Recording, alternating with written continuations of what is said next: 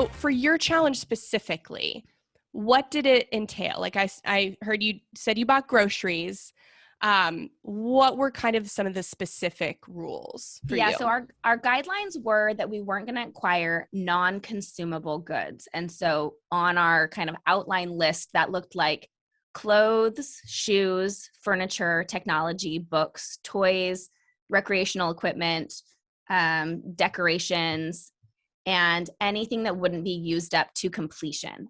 We also put like a little caveat in there for like body lotions and perfume and makeup and things like that are technically consumable items. But if I had them already that weren't used up, then I had to use them up before I bought new ones. Just to not, like, for me, it was an exercise in, if I feel like shopping, am I going to like go, kind of create a loophole into the non-consumables? And so I just said, I'm just going to blanket, if I have enough shampoo, I'm not going to buy new shampoo until I'm like a couple days out until I'm putting water in the bottle type of thing, Mm-hmm. But we could buy food, of course. We bought like printer paper when the printer ran out of paper and ink, which it did, of course, because printers always run out of ink right when you need them. Replacing light bulbs, replacing like, filters for the car and for the house, basic maintenance stuff. And then when something broke, like if something broke, we could replace it. And also because we lived in Texas, we had kind of a unique situation where it's a fairly seasonless wardrobe, as I imagine it is where you all live in Florida, where you toss a light sweater over something in the winter. But other than that, like it's you can kind of wear similar things year round.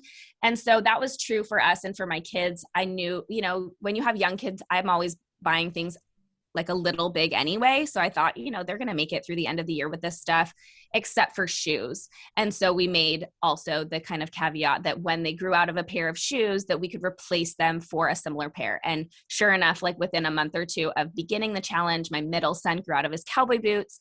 We lived in Texas. You cannot be without a pair of cowboy boots. And Wow. He had walked through them like a hole in the bottom of them. They were his like daily shoes. Those boots were made for daily walking. shoes. They were his daily shoes. Yes. Okay. Oh man. I if you haven't been to respect Texas that. and seen those 5-year-olds walking around in their boots, I mean, it's the cutest thing ever. So we re-upped him. We got him a pair of bigger cowboy boots so he could continue on. Oh, Yes. man. That's Man, amazing. that is, wow. And of course, everyone has to decide what they're going to do, what's going to work for them. I mean, this all sounds very realistic, and probably what it produced in all of you, just that creativity and problem solving and all of that. But speaking of, you are definitely obviously quite creative. You've already mentioned a craft room that you had and your kids talking about making their own toys and passionate about creating. How do you balance or blend or find the intersection between what could be perceived as like opposing energies of creating and consuming? How do you, in this no spend, no shop challenge, how did you reconcile the two, creating and consuming, with like not bringing more in? How can I stop being a craft hoarder? That's the question. Yeah. Well, I feel like creation and consumption are really opposing energies, and that we get so much well-being from creation. We are creative beings. Humans are creative. And it's something that's innate. Even if you're not a crafter, people like to make things. We like to bring things to life, even ideas or, books, songs, poetry, dinners, like whatever it is. Most people have something that kind of lights them up that is a creative endeavor. And consumption, because of just the ease and the way that we value instantaneous problem solving and quick conveniences, consumption has kind of overridden a lot of what used to be our opportunities for creation. Most homes used to make food and have a garden, and most people, men and women, knew at least some basic mending and sewing and things like that for their households. I mean, if we go back 100 years, people are chopping wood, people are painting and doing glasswork and doing pottery, functional pottery that they are going to then use in their homes. And there's so many like really beautiful artisan crafts that used to be just part of normal life that are now kind of on the fringes. And while I'm not like a self-proclaimed homesteader by any stretch of the imagination, although I do have chickens, they're laying their own eggs, being creative back there. And we do have a garden.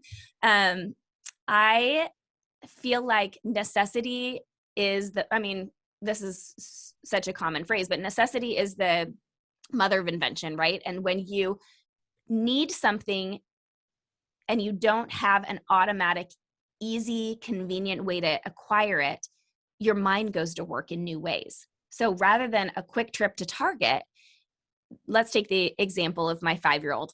2 weeks after we start our challenge, he says, he remembers this conversation we had and he's like, hey mom, I want a new toy. And he's got a toy room with plenty of toys, but I think he was just excited because we had talked about making a toy. And he's like, okay, mom, I want a toy today. Let's make a toy. After school, he came home from preschool. We went into the craft room. I said, what do you want to make? And he said, I want to make a car.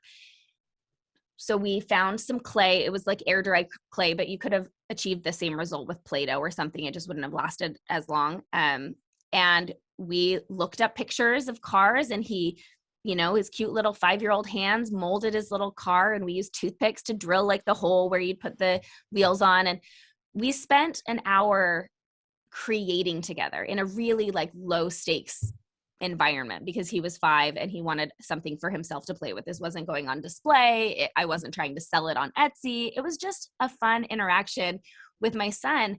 And I recognized that 2 weeks before, if we hadn't made this challenge, that if my son had asked for a car, I probably would have said, oh, let's, the next time we're at Target, let's grab a Hot Wheels. It's like $2. It's not like the expense is the problem.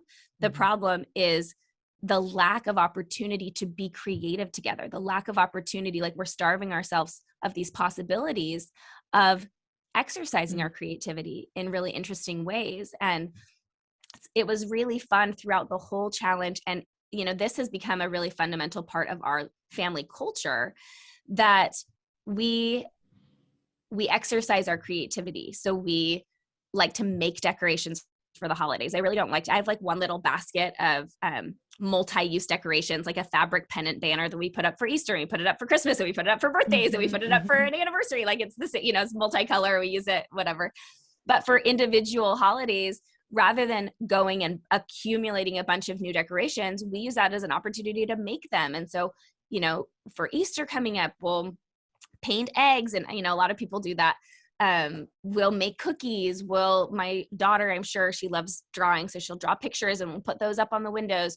And then after the holiday, we just take it all down. We can recycle it. And then we move on. And the next time we have an opportunity to do it again.